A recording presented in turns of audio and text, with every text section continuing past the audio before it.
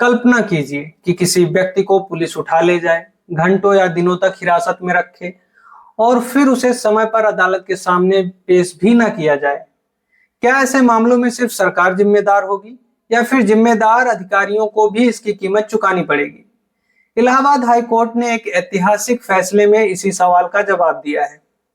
अदालत ने न केवल अवैध हिरासत के मामलों पर सख्त रुख अपनाया है, बल्कि स्पष्ट किया है कि यदि किसी व्यक्ति को बिना उचित कारण के 24 घंटे से अधिक हिरासत में रखा जाता है तो उसे प्रतिदिन 25,000 रुपए का मुआवजा दिया जाएगा। इतना ही नहीं, यह राशि संबंधित पुलिस अधिकारी या मजिस्ट्रेट के वेतन से भी वसूली जा सकती है। आखिर मामला क्या है?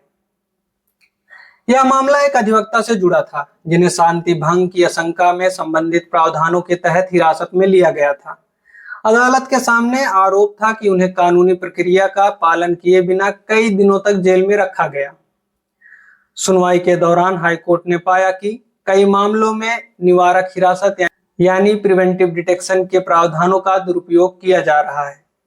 ऐसे लोगों को भी जेल भेज दिया जाता है जिन्हें कानून के आधार पर व्यक्तिगत मुचलके पर छोड़ा जा सकता है। व्यक्तिगत मुचलके का मतलब छोटे मामलों में लोगों को अनावश्यक रूप से जेल में रखने के बजाय उन्हें लिखित या आश्वासन पर रिहा किया जा सकता है ताकि उनकी व्यक्तिगत स्वतंत्रता का सम्मान हो। अदालत ने कहा कि व्यक्तिगत स्वतंत्रता भारतीय संविधान का मूल अधिकार है और किसी भी नागरिक को कानून द्वारा निर्धारित प्रक्रिया के बिना उसकी स्वतंत्रता से वंचित नहीं किया जा सकता। कोर्ट ने स्पष्ट किया कि यदि किसी व्यक्ति को 24 घंटे से अधिक समय तक हिरासत में रखा जाता है और उसके पीछे कोई वैध कारण नहीं है तो राज्य सरकार को मुआवजा देना होगा। अदालत ने मुआवजे की राशि 25,000 रुपए प्रतिदिन तय की है, जो पुलिस और मजिस्ट्रेट की व्यक्तिगत जिम्मेदारी होगी। इस फैसले का सबसे महत्वपूर्ण हिस्सा यही माना जा रहा है। हाईकोर्ट ने कहा कि मुआवजा केवल सरकारी खजाने से नहीं जाएगा। यदि जांच में यह पाया जाता है कि किसी पुलिस अधिकारी या मजिस्ट्रेट की लापरवाही या गलत कार्रवाई के कारण अवैध हिरासत हुई है तो यह राशि उनके वेतन से वसूली जा सकती है। साथ ही संबंधित अधिकारियों के खिलाफ विभागीय कार्रवाई भी की जा सकती है। हाई कोर्ट ने कई महत्वपूर्ण निर्देश जारी किए। पहला, निवारक हिरासत के मामलों में व्यक्तिगत मुचलके की राशि सामान्यतः 20,000 रुपए से अधिक नहीं होनी चाहिए। दूसरा, किसी व्यक्ति को रिहा करने के लिए अनावश्यक जमानतदार मांगने की प्रवृत्ति पर रोक लगाई गई है।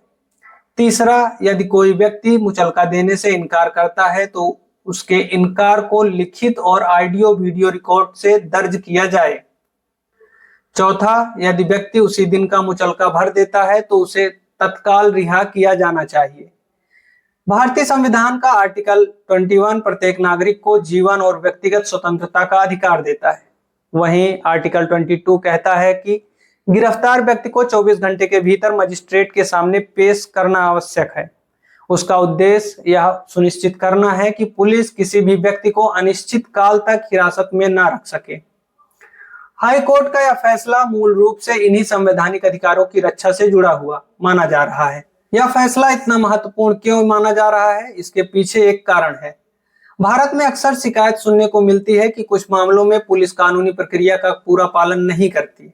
अदालत ने अपने आदेश में यह भी टिप्पणी की कि कई बार अधिकारियों को लगता है कि अधिकारियों के उल्लंघन के खिलाफ बहुत कम लोग अदालत तक पहुंचेंगे, लेकिन जब कोई नागरिक न्यायालय का दरवाजा खटखटाता है तो अदालत का कर्तव्य है कि वह उसके अधिकारों की रक्षा करे। इस फैसले का सबसे बड़ा असर यह हो सकता है कि पुलिस और प्रशासनिक अधिकारियों की जवाबदेही बढ़ेगी।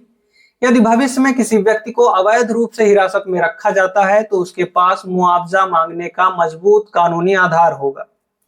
साथ ही अधिकारियों के लिए भी यह संदेश है कि व्यक्तिगत स्वतंत्रता से जुड़े मामलों में किसी प्रकार की लापरवाही महंगी पड़ सकती है।